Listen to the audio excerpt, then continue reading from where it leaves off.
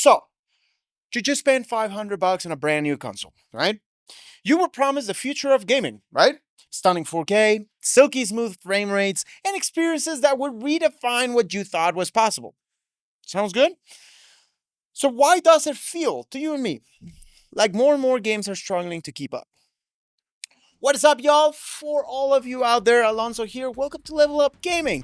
If you're new, welcome in. This is new. This is news where you and I keep talking gaming, news, rumors, reviews, accessories, and pretty much everything gaming. Everything gaming.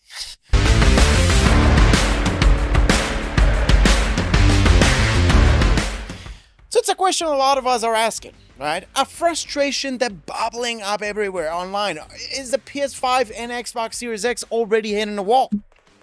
It's easy to see a brand new $70 game stuttering in the middle of a firefight and just blame the box it's running on. True? To think that maybe this generation just doesn't have the horsepower we were promised. But the truth is, a whole lot more complicated. It's a whole lot more complicated, okay? And it has less to do with the silicon inside your console and a lot more to do with the tough, invisible decisions that developers are forced to make every single day. The hardware isn't the problem here. The entire pipeline of making a modern game is. Today we're not just scratching the surface, we're breaking down piece by piece why your expensive new console is far from obsolete and why the real story is one of compromise constraints and the immense pressure of creating games in 2026. Let's be honest. The feeling that something is off this generation is real. That is true. You can feel it, I can feel it, my nana can feel it. We see it in huge new releases that force a choice on you right at the start menu. Do you want quality mode, with its gorgeous visuals that are often locked to a sluggish 30 frames per second? Or do you pick performance mode, which aims for that fluid 60 FPS but often has to drop the resolution so low the image becomes a blurry, Vaseline smeared mess? Take a game like Starfield, for example.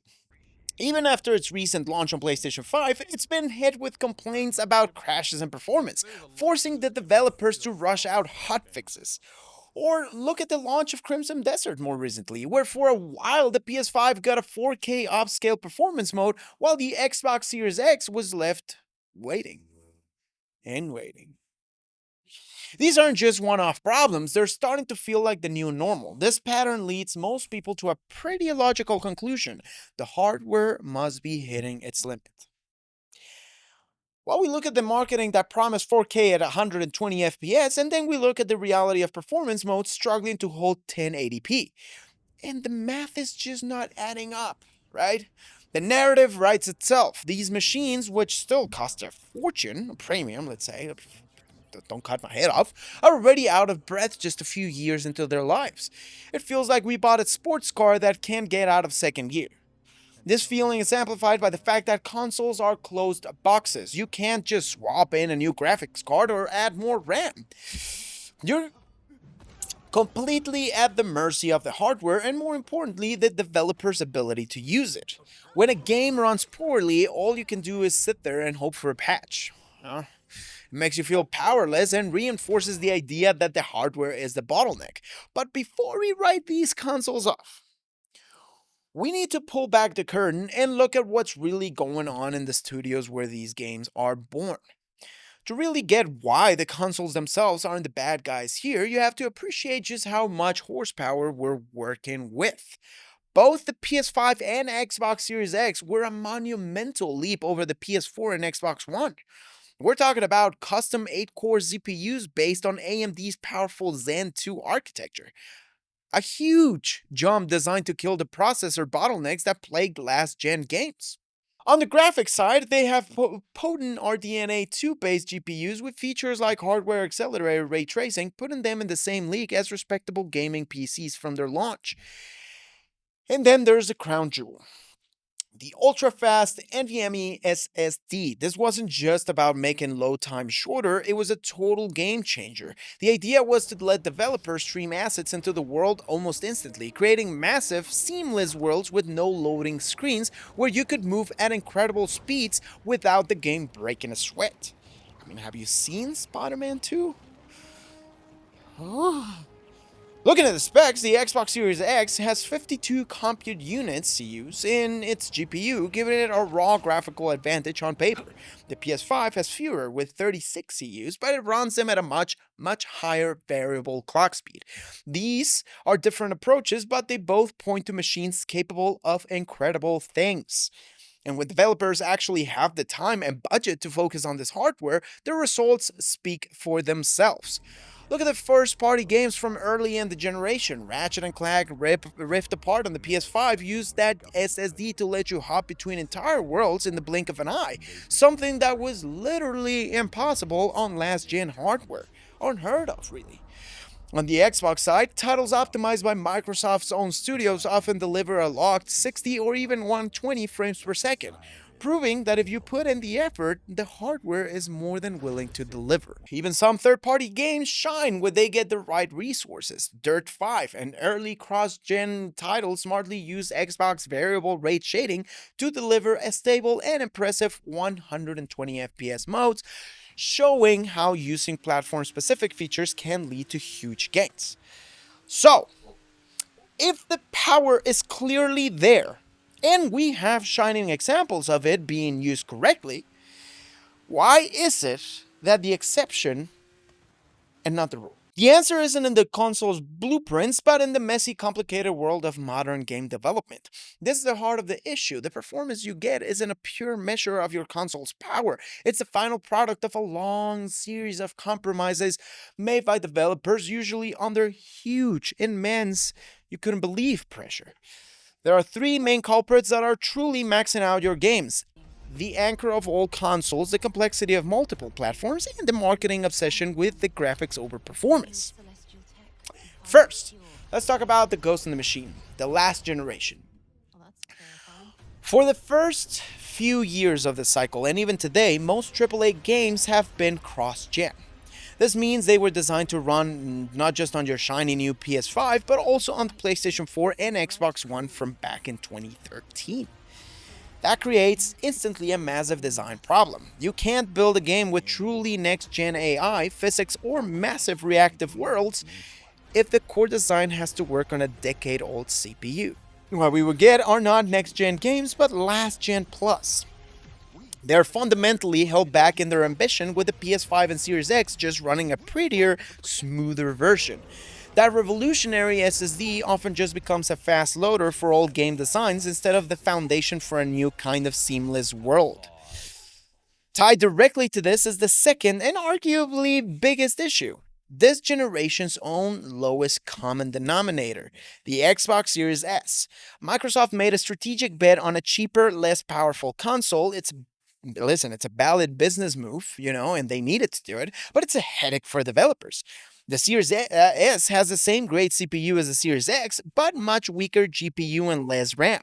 This means that for any multi-platform game, the Series S is a new baseline they have to hit. It's kind of like your min. Game assets, from textures to geometry, are often designed for the Series S first and then scaled up for the bigger consoles. This developed for the weak, patch for the strong approach inherently limits how far the Series X and PS5 can be pushed. At the beginning, look at Cyberpunk. Look what it did. Look at how it evolved. This brings us to the third bottleneck: the developer's toolbox. Each console is unique. The PS5's development kit is often praised for being straightforward. The Xbox, on the other hand, has powerful and unique features like variable rate shading, or VRS for friends, which can boost performance by 30 to 40%, and dedicated hardware for AI upscaling, similar to Nvidia's DLSS. But here's a catch. In the mad dash to release a game on 5 or 6 platforms, developers often don't have the time or money to specialize their code for each one. Why spend weeks implementing Xbox's VRS when you can use a general approach that works good enough everywhere? This leaves a huge amount of performance on the table, with games failing to use the unique strengths of each console. Right? Finally, there's the endless push for visual spectacle. Marketing runs on buzzwords like 4K and ray tracing. A gorgeous screenshot with a ray trace reflection sells a game better than a graph showing a stable frame rate. So developers are pushed to crank up the visual settings even if the hardware can't maintain a consistent frame rate with them on. Tongue twister. This is exactly why the quality versus performance toggle exists. It's a controlled compromise. Marketing gets their pretty screenshots, and players get an option that's actually playable, even if it's a big step down from what was advertised. Okay? It's an admission that they can't have both. Not because the hardware is weak, but because their own design choices were too demanding. Right? Theory is one thing, yes, but let's look at some real world examples. We can basically we can basically split games into two camps. Those that make smart choices to get great performance, and those that prioritize other things, leading to the compromises we hate. Let's start with a positive one here. Well optimized games almost always share one thing in common: they make intelligent trade offs. As we said, Dirt 5 was a great example. By using VRS on Xbox, the devs clawed back enough GPU power to hit a fluid 120 FPS. That wasn't magic. It was a conscious engineering choice to use a specific tool to hit a performance target. The best performing first party games do the same, building their engines from the ground up for specific console.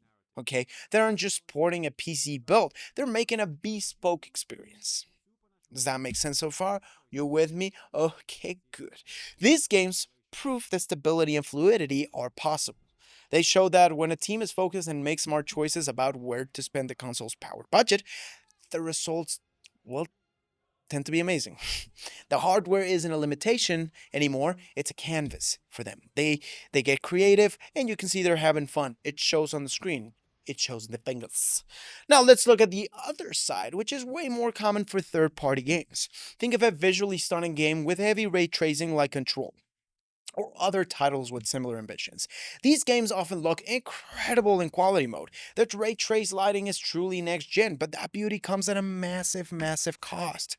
The GPU is pushed to its absolute limit, resulting in a 30 FPS cap. To even offer a 60 FPS performance mode, the developers have to make brutal cuts. Ray tracing is almost always the first thing to go. Okay? Then to keep that 60 FPS target, the internal resolution is often slashed, sometimes falling below 1080p before being upscaled back to your 4K TV. This is a perfect example of prioritizing one marketable feature, ray tracing, at an expense of everything else. They aimed for a visual peak they knew the hardware couldn't sustain at a high frame rate, and then gave us an off-ramp that strips those very features away. I implore you this, or I'm asking, I'm gonna tell you this. This isn't the console failing. This is a direct result of a development strategy that values marketing screenshots over baseline performance. Is it evil? You be the judge. Let me know in the comments down below. The console is just doing the demanding work it's being told to do.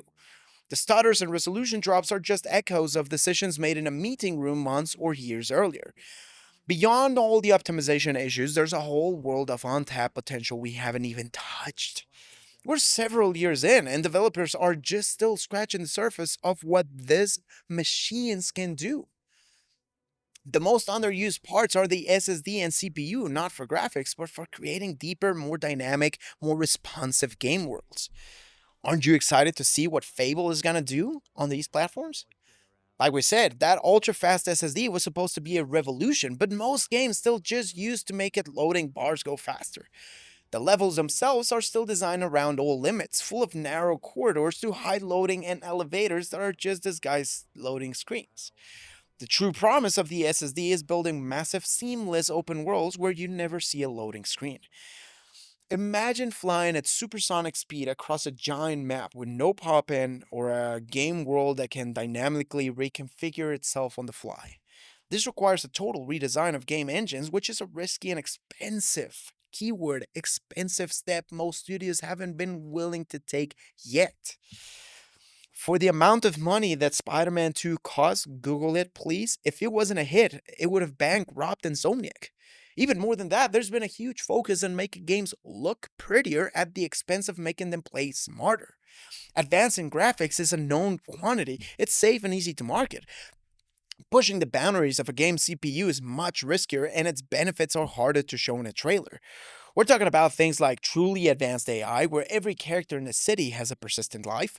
We're talking about complex physics, where everything is destructible. Or deep gameplay systems that interact in unscripted ways to create unique stories. I mean, have you seen Sparking Zero stages, destructible stages? These are the things that lead to smarter worlds, not just prettier ones. But they are incredibly demanding on the CPU and a nightmare to develop. If a studio has to choose between spending $1 million on a groundbreaking AI system or spending it on a new ray tracing feature that will look great in screenshots, the safe business decision is almost always ray tracing, right? As a result, those powerful Zen 2 CPUs are often sitting with tons of unused headroom, just waiting for developers to shift their focus from pure eye candy to simulation depth.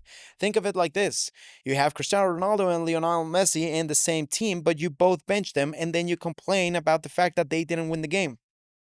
So are the PlayStation 5 and Xbox Series X maxed out? The answer is no. Not even close. What we're feeling isn't the limit of the hardware, it's the limit of current development practices. We're playing games held back by all consoles, diluted by the need to run on everything, and designed around marketing buzzwords instead of solid performance. The constant choice between quality and performance is the biggest symptom of all.